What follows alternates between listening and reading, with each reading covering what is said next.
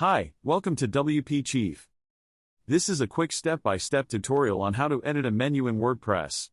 To start editing a menu in WordPress, go to Appearance, Menus. If more than one menu exists, click on the drop-down and pick the menu you want to edit. Click Select to get started.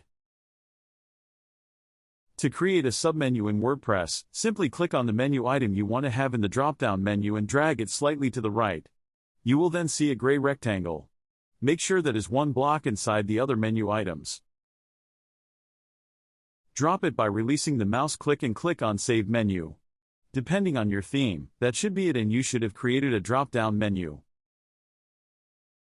If you want to be able to have a link be opened in a new tab, you first have to click on Screen Options on the top right.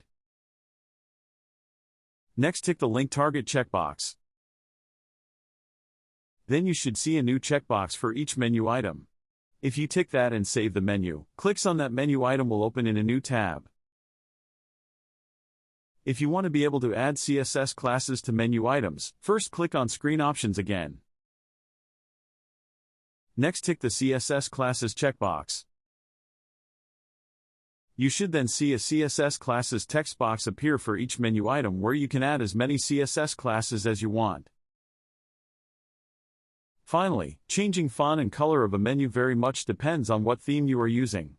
Usually, menu font and color can be adapted in the Appearance, Customize section. However, that's not a given. If you can't work it out, you might have to use CSS to make the changes you want. If you found this video helpful, subscribe, and check out our other videos.